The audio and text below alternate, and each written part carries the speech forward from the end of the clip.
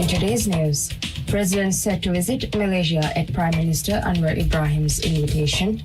President urges police to ensure transparency in communication. And Tourism Minister says Israel passport ban has not affected tourist arrivals.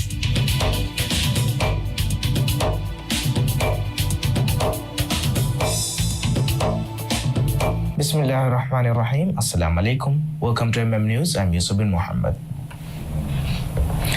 President Dr. Mohamed Muiz is set to undertake an official visit to Malaysia from April 27th to 30th. The president's trip to Malaysia is on an official invitation by the Prime Minister of Malaysia, Anwar Ibrahim.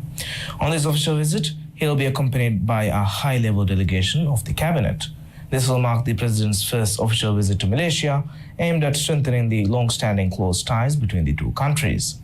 During this visit, President Dr. Muiz will meet the Prime Minister for official talks between the two countries, exchanging views on regional and global issues and exploring new avenues for partnership.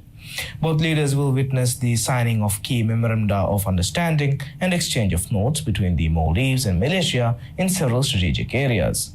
In addition, the president is scheduled to attend a business forum organized by the Ministry of Economic Development and Trade and engage with leading Malaysian investors. The president will also visit the International Islamic University of Malaysia, IIUM, and deliver a lecture.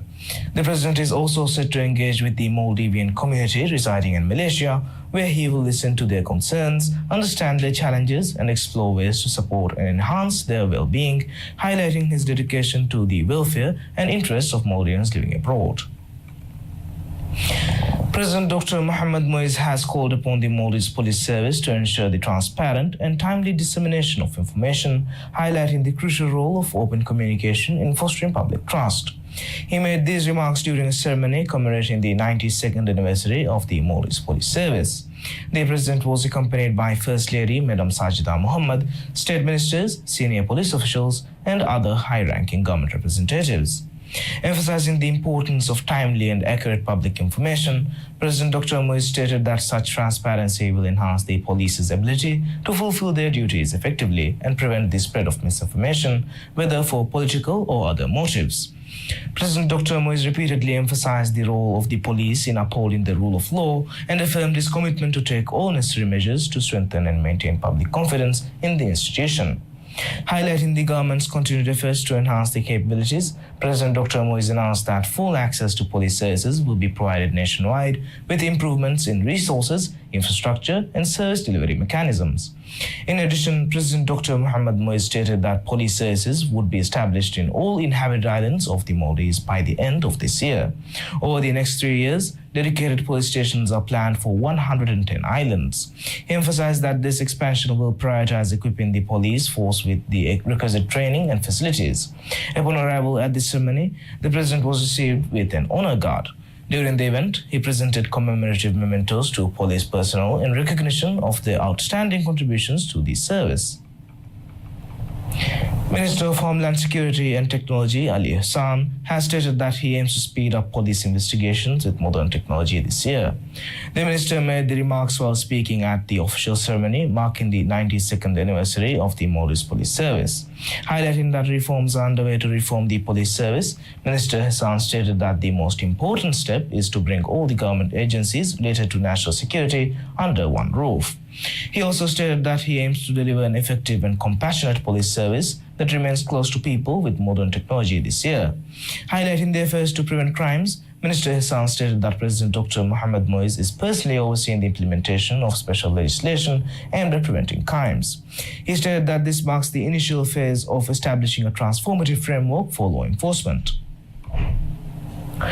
The Maldives Police Service has addressed and dismissed the allegations that a suspect under investigation left the country. Police discovered a 21-year-old woman who had fallen from a residential building in the early hours of Friday. The woman is still in a critical condition and is being treated at Indira Gandhi Memorial Hospital, IGMH. Regarding the case, police suspect 7 individuals and have seized their passports and mobile phones. Allegations had surfaced claiming that one of the suspects had fled to Malaysia. However, the police denied these claims, confirming that none of the individuals under investigation had left the country. As part of the ongoing investigation, police took Raud Ahmad Zilal of Galalo Eriado into custody last night. Authorities confirmed that he was with the woman inside the building at the time of the incident. CCTV footage released by the police showed both individuals together at the location. Police revealed that before the incident, Raud and the woman had visited 2 other residencies that night. There had been 7 individuals, and statements have been collected from all the parties involved. We'll be back after a short break.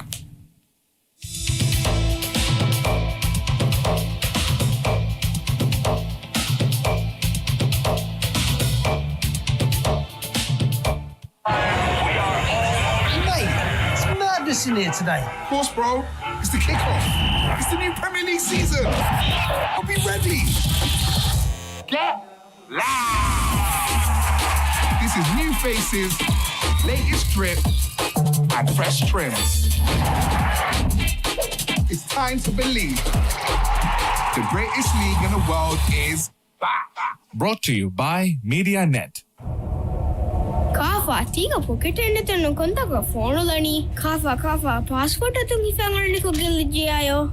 Kafe, Kanitani, for she gilijiayo. Kokko hasnue, Kafe dani Hajjan Umra plane nagag. Konkamaka Kafa haswambi. Ituru Malumat, Elite Mobile App, Adi myelite.mv. Elite Ailaya, Marhaba.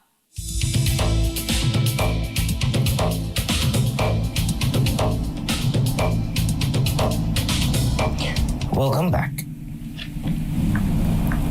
A man has been taken into custody in relation to an incident in which a woman was discovered after falling onto the roof of a residential building in the Male in the early hours of last Friday.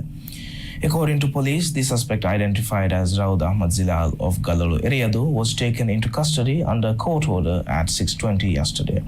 Authorities confirmed that Raud was present with the woman inside the building at the time of the incident. CCTV footage released by the police shows both the individuals together at the location. Investigators reported that prior to the incident, Raud and the woman had visited 2 other residences at the same night. They had been with several other individuals. Statements have been collected from all parties involved, and their passports have been withheld in accordance with the ongoing investigation. Police further confirmed that Raud has been formally arrested. Additionally, under court authorization, mobile phones belonging to 7 individuals, including that of the 21-year-old woman, have been seized. As part of the investigation, the terrace, as well as the 2nd and 4th floors of the residence identified as Machangoli Manduge Dekunuge was searched. Police also conducted a search of the 3rd floor of Galur Kashivelige. Minister of Tourism and Environment Tariq Ibrahim has stated that the recent ban on Israeli passport holders entering the Maldives has not impacted the number of tourist arrivals. Speaking at a press conference held at the President's office, Minister Tariq said that the ministry is monitoring daily tourist arrival figures and has observed no decline or significant impact following the implementation of the ban. The minister noted that the move has drawn international media attention, with many expressing support for the Maldives decision. While some media outlets have speculated that the decision could harm the Maldives tourism industry, Minister Tariq said there has been no indication of any organized boycott or campaign targeting the destination. He also highlighted that the government has received positive responses and praise from several quarters. Minister Tariq added that the ministry is maintaining communication with diplomatic missions in the Maldives and abroad to provide clarity on the rationale behind the policy decision.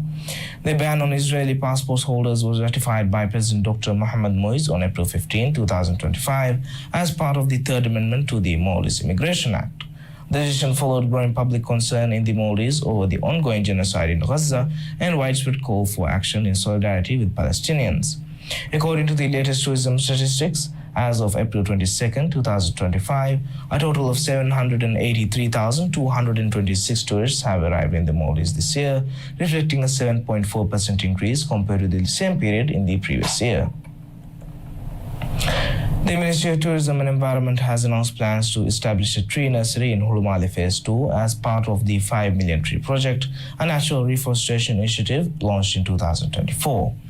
According to the ministry, the nursery will be developed on a plot covering over 55,000 square feet and will include facilities such as a laboratory and a meeting room. The site is intended to be accessible to the public and will also be used to conduct environmental awareness programs, including sessions for school children. Our team working on the 5 Million Tree Project from the ministry recently visited China to consult the National Forestry and Grasslands Administration. Discussions focused on nursery design, species selection, and strategies to improve the efficiency of tree cultivation and planting for the project. The ministry has stated that the nursery is expected to begin practical work within the year and is intended to support ongoing tree planting efforts across the country. The 5 Million Tree Project was launched on June 5, 2024 to coincide with the World Environment Day. The project aims to plant a total of 5,219,456 trees across the Maldives, with a particular focus on the conservation of endangered tree species. According to national environmental assessments, there are currently 90 tree species classified as endangered in the country.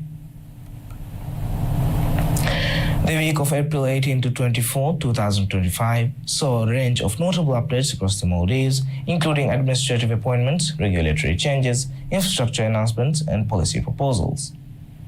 Justice Muhammad Faisal was appointed as the new Chief Justice of the High Court, as confirmed by the Judicial Service Commission. The decision was finalized during the Commission's 15th session held on March 19, following the elevation of former Chief Justice Hussein Shahid to the Supreme Court. In parallel development, the Ministry of Health introduced a mandatory licensing system for all parties involved in the sale, import, and distribution of tobacco products. This move, guided by the General Rules on Tobacco Control, seeks to strengthen regulatory oversight and curb illegal trade. Licenses issued via the Health Protection Agency's OneGov portal will be valid for 5 years. A grace period of 3 months has been provided for compliance, after which substantial fines may be imposed. Shifting focus to tourism promotion, the Maldives Marketing and Public Relations Corporation MMPRC has designated the Arabian Travel Market ATM as the country's most significant international tourism exhibition of the year. Scheduled from April 28 to May 1st in Dubai, the ATM fair will host participants from over 160 countries.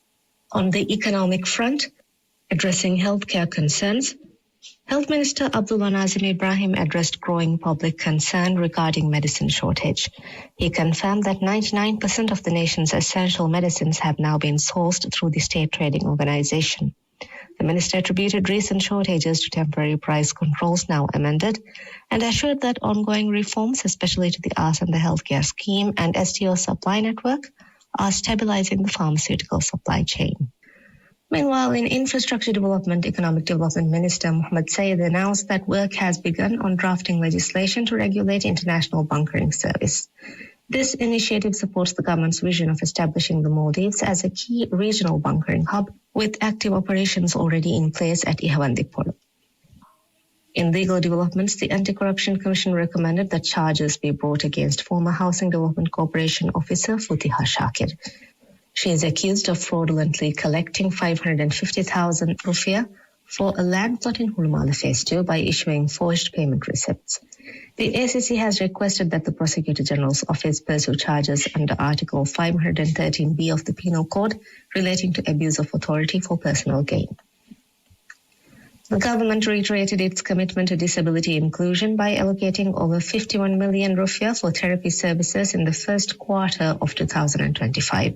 Administered through the National Social Protection Agency, these funds support 1,357 individuals, including 30 receiving treatment abroad. The Ministry of Finance and Planning unveiled plans to construct 12,040 residential units across 57 islands.